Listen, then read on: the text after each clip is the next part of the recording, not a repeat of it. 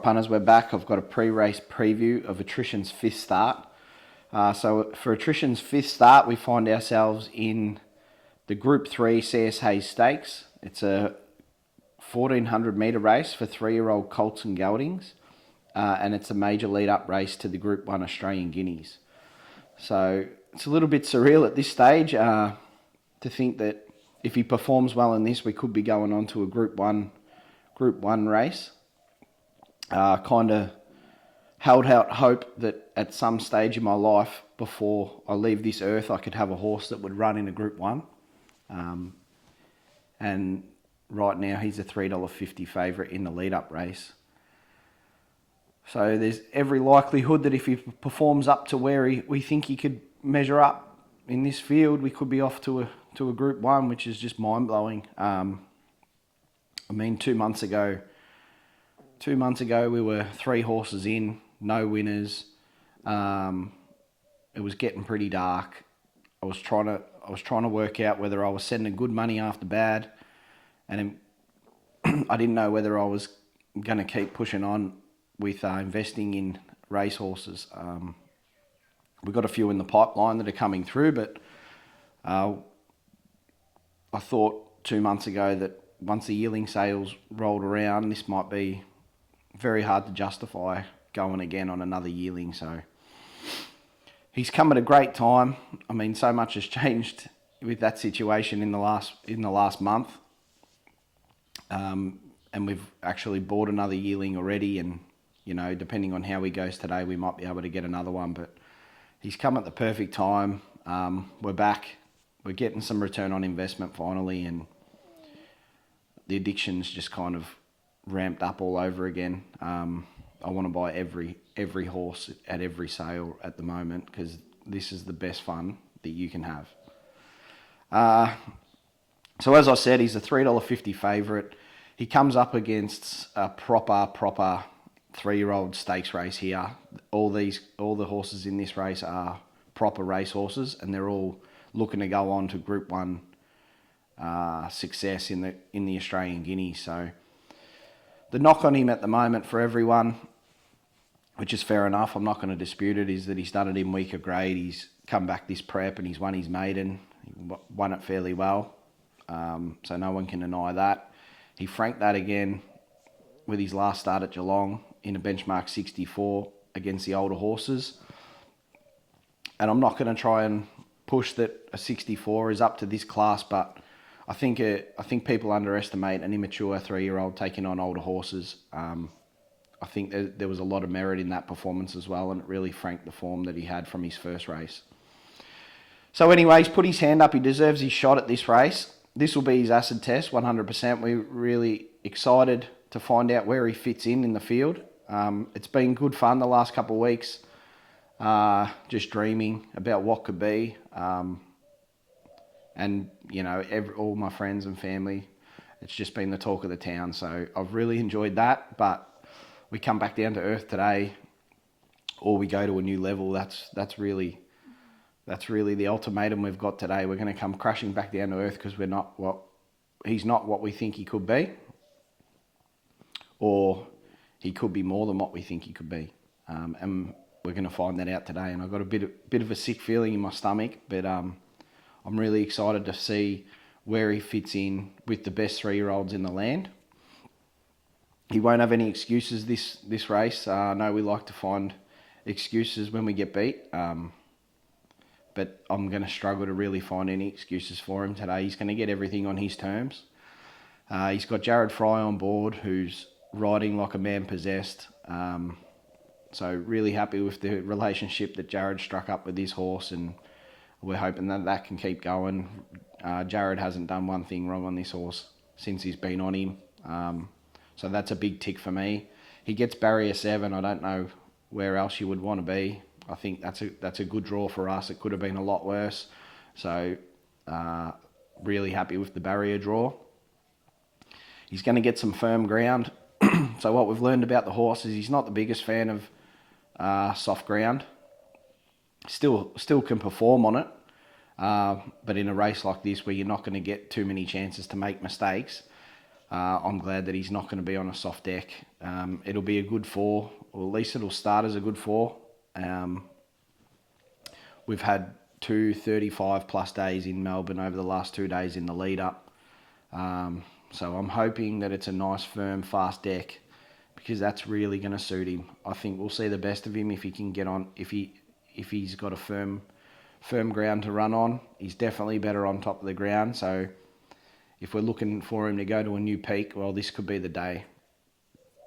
And the other thing that he's got on his side is he's third up and fit. So some of these other horses, they've got their eyes on bigger things in the Australian Guinea. So some of them are like Ellipticals first up. Bankmore's probably the danger. He's second up, but we're third up. So we've got the fitness on our side. And that's more a reflection of his rating. And because he's a late autumn 3-year-old, he doesn't have the points on the board. So with his rating and his prize money, to be able to have the luxury of going first up into a CS Hayes, we only just made the field. He was looking like he was going to be first emergency at one stage, which would have been a disaster. But we've snuck into the field, and to even get a run in the Australian Guineas, he's going to have to be right up to his eyeballs in the finish here. Whereas some of these horses like Elliptical will get a start in that, whether they run well here or not. So it's probably could be a prep run for some of these horses, whereas he's rock hard fit. We're looking for him to go to a new peak today. I think the dangers of Bankmore. Bankmore's second up. He looks like a proper racehorse for me. He could be the Australian Guineas winner. He went down first up to Jacquinot by half a nose. Jacquinot goes on to win the CF4 Stakes. And I'd argue that Bankmore's the better horse at the mile if they meet up in the Australian Guineas. As I said, the other dangers are Elliptical, run second in a Caulfield Guineas, and then run second in a Champagne to Sharp and Smart. So luck going his way. He could be a dual Group 1 winner at this stage. So definitely got some quality about him, that horse. But as I said, he's first up and he's drawn very wide on the track. I think he's going to have to go back. But that's up to them. The other horse that I like in the race, I think that is a bit of a smoky, is Cadetship. He's trained by Chris Waller. I think some of his sectional times are going to stack up, and he gets J-Mac on board because J-Mac's down riding Nature Strip in the Lightning today. So they're the main dangers for me. The danger could come from anywhere. You know, they're lightly raced 3-year-olds. They've had a bit of a spell in the paddock from spring, so we don't know how each one of them's come on, or whether some of them haven't come on. But as I said, Bankmore's the one who's already put the performance down this prep. So I think he's on the up, and he's going to be the main danger in the race for me. The bonus that we've got is that they're all of those dangers are drawn wider than us. So they're going to kind of have to have a think about their tactic, whether they try and go forward, get ridden upside down, or potentially get posted 3 wide, no cover, or whether they just take their medicine and go back behind us. And I think if they go back behind us, it's going to be a pretty tough task to get past us in the straight. His whole career, I haven't seen a horse go past him, and I wouldn't want to be behind him going into the straight, because you're going to have to be an absolute top class horse, I think, to get over the top of him. He hasn't looked like he's weakened in any of his races at the line, aside from the jockey sitting up and waving at the camera. So I think he's going to savage the 1400 metres. And as I said, we'll be looking for him to go to a new level today. So the confidence that we've got, or that we can take out of it, is that the horse always tries. I haven't had a horse like this. Every race that he's put in. When the track hasn't suited him, he's still given his all, and he's still coming home. He's never touted it, and I think he's a tough racehorse. I think that it's going to be very difficult to grind him into the ground if that's what the tactic is. I think the other way we could get beat is if there's a couple leaders maybe more suited to their grand final over 1400 metres, and maybe not quite up to the mile, whereas we think we're going on to the mile and maybe even 2000. So I think some of these horses that might be able to get up on speed, if they get some cheap sectionals and really hold the field up, they might be able to out sprint the field, and potentially I could see the swoopers coming late and not quite getting there on the line. So I think that's a danger as well. I think we'd prefer a strong tempo. I think that would suit us because he's had a strong tempo in these 2 races, this prep, and he hasn't faltered. And he's been able to quicken off the back of that, which is a pretty tough ask. Not a lot of horses can do it. So I think that's what's impressed people the most, is the way that he's been able to quicken off really strong tempos. And I think if we got another strong tempo, that could be the chink in the armour in some of these other horses where, yeah, they might have really good closing sectionals, but they've had some cheap sectionals early in the race, whereas he hasn't had that luxury. So, yeah, that's the way I see it. We'll be out at Flemington today in the members. Got some new clothes, so good chance to dress up, have a few frothies with some family and friends, and just enjoy the day. I'm not going to let the nerves take over. This is what I've been waiting for since I got into horse racing, so I'm not going to worry the day away or wish the day away. I want to go out there and enjoy the day as a racing fan, and I'm going to make the most of it. And we'll be pretty nervous once the race comes, but we've got to try and turn that nerves into excitement. And if he wins, anything could happen. I don't know where we'll end up, but it's going to be an experience if that comes to fruition. So say a prayer for him, wish him luck, and we'll be back after the race.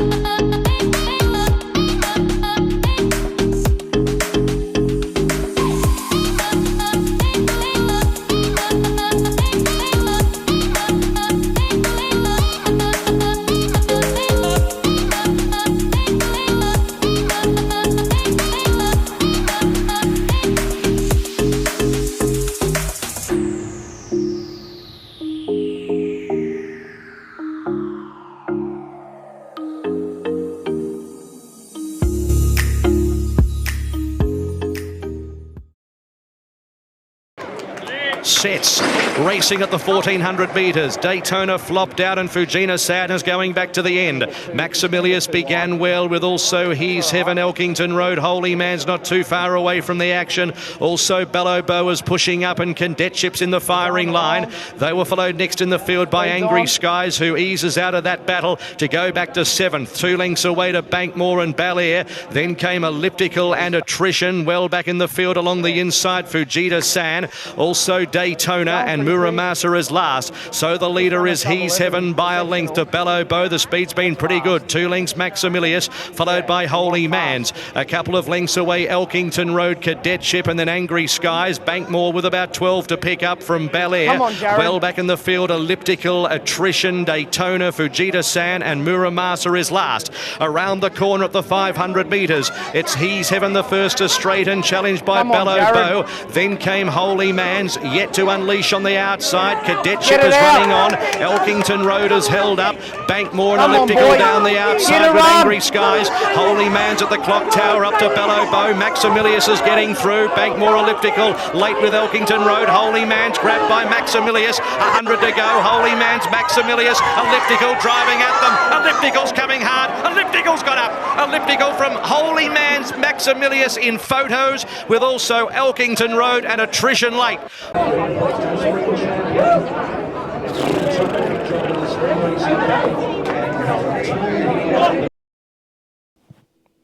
All right, punters, we're back. I've got a post-race review of Attrition's 5th start in the CSA Stakes at Flemington on Saturday.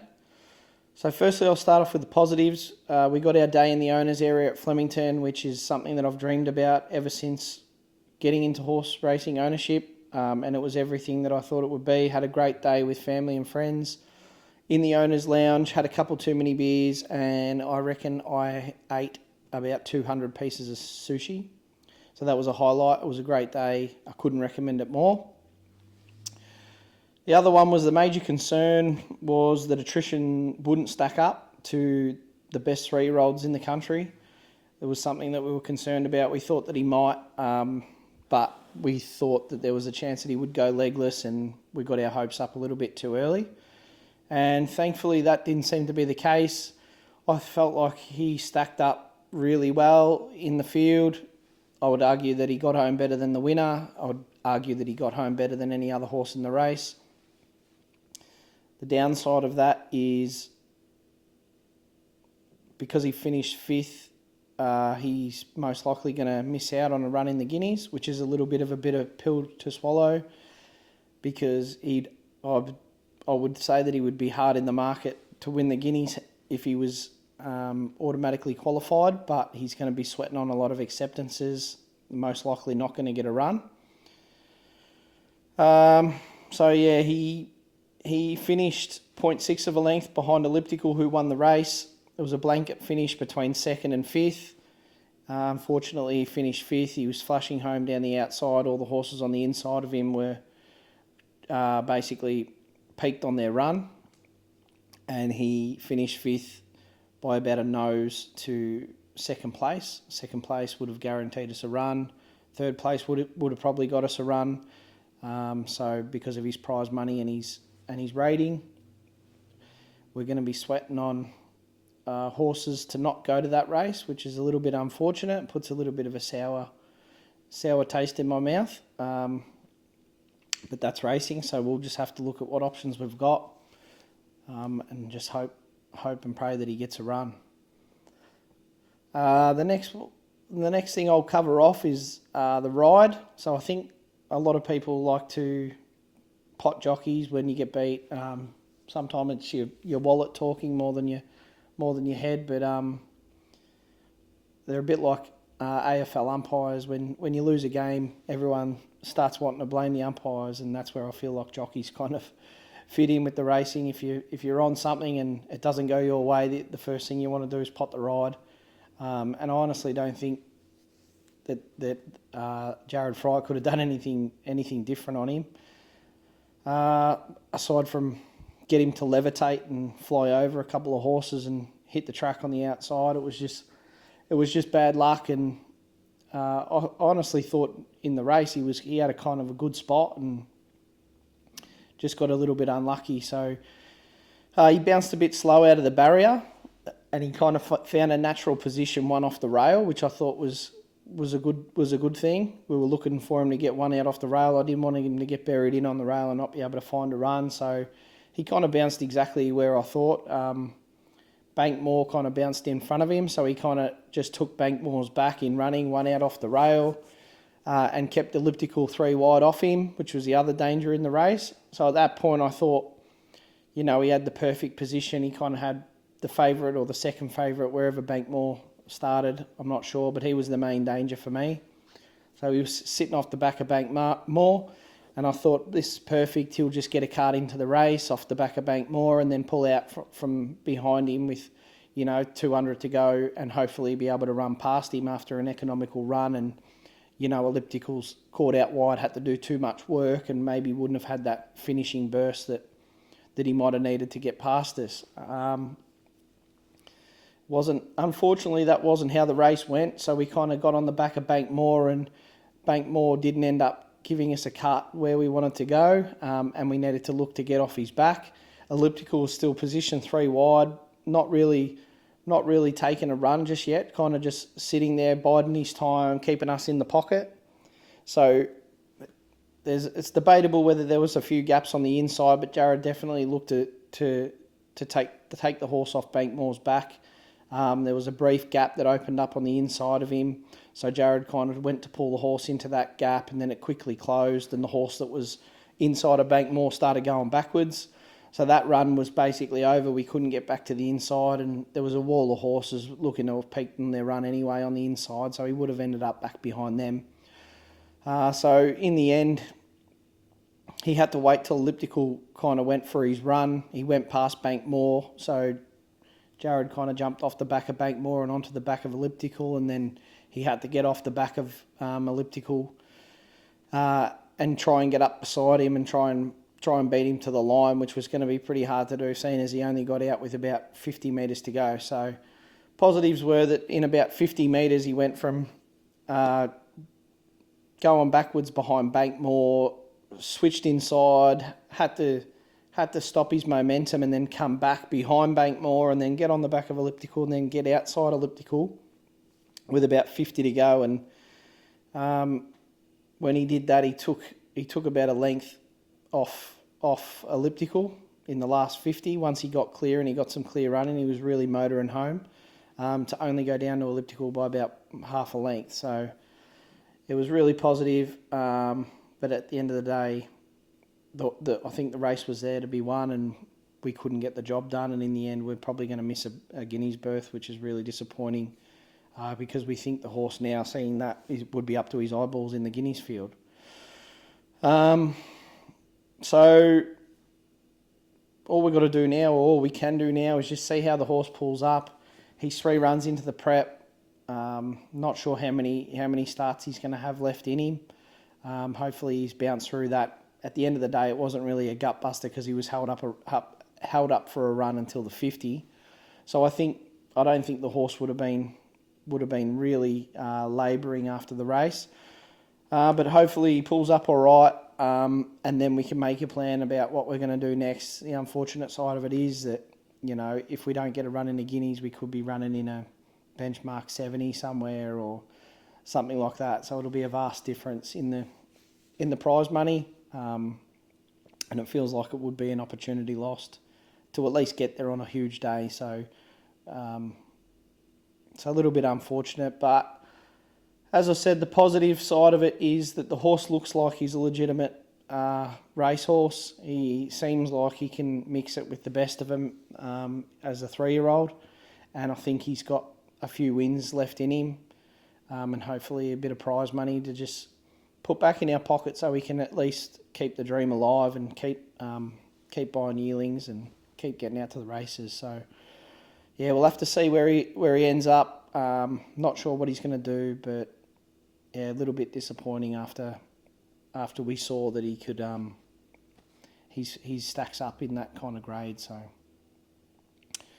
until next time, all the best.